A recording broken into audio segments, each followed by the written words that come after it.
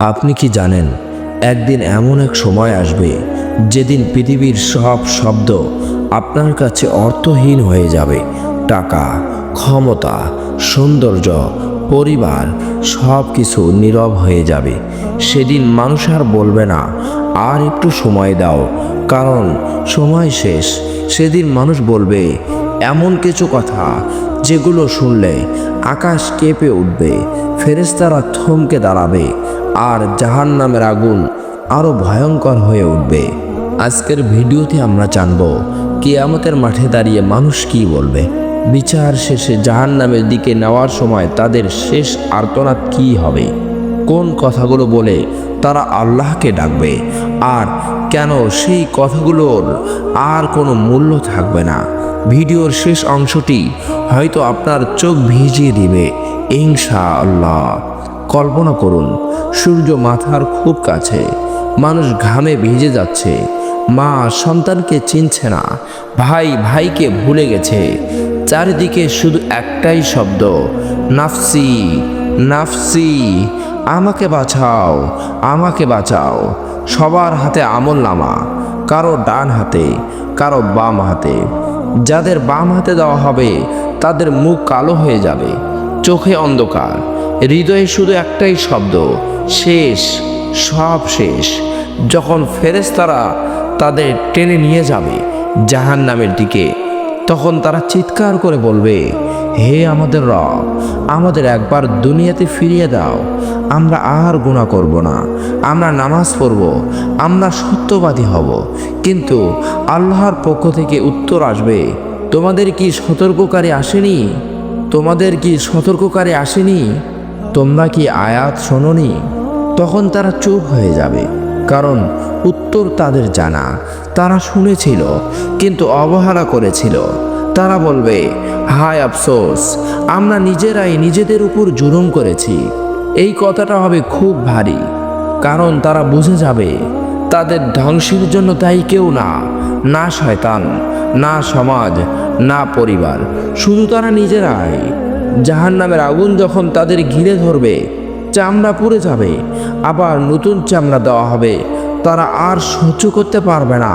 তখন তারা বলবে, হে মালিক তথা জাহান্নামের দারোগা ফেরেশতা, আপনার রবকে বলুন যেন আমাদের মেরে ফেলা হয়, অর্থাৎ আমাদের মৃত্যু দিয়ে দাও।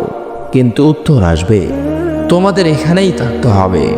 ভাবুন একবার, মানুষ মৃত্যুকে ভয় পায়, আর সেখানে মানুষ মৃত্যু চাইবে, কিন্তু মৃত্যু দেওয়া হবে না। তারা আবার বলবে, হে আমাদের রব, আমাদের এখান থেকে বের করে নাও, আমরা ভালো কাজ করব।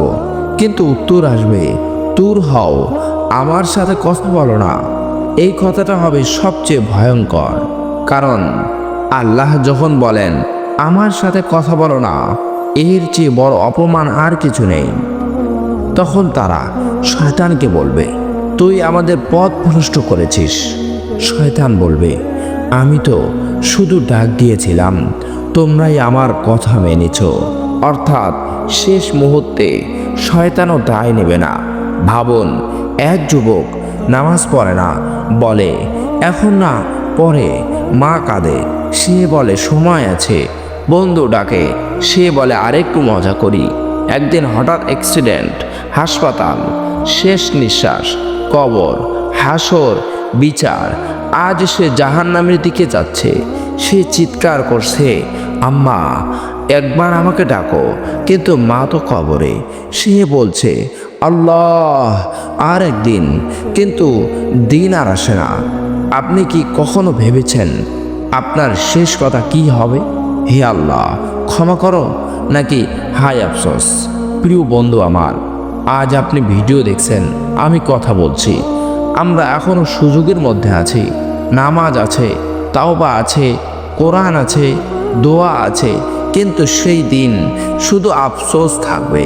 হে আল্লাহ, আমাদের সেই দলের অন্তর্ভুক্ত করবেন না যারা বলবে আমাদের ফিরিয়ে দাও। আমাদের সেই দলের অন্তর্ভুক্ত করুন যাদের মুখ উজ্জ্বল হবে, ডান হাতে আমলনামা পাবে, জান্নাতের দিকে যাবে। হে আল্লাহ, আমাদের শেষ কথা যেন হয় লা ইলাহা ইল্লাল্লাহ আমিন। আপনি যদি এই ভিডিওটি দেখে 1 মিনিট চুপ করে যান, তাহলে বুঝবেন এই ভিডিও আপনার হৃদয়ে ছুঁয়েছে। এটা অন্যদের কাছে পৌঁছে দিন। হয়তো আপনার শেয়ারে কেউ রাতের নামাজে দাঁড়িয়ে যাবে, আর সেটা আপনার জন্য সদকায়ে জারিয়া হবে ইনশাআল্লাহ।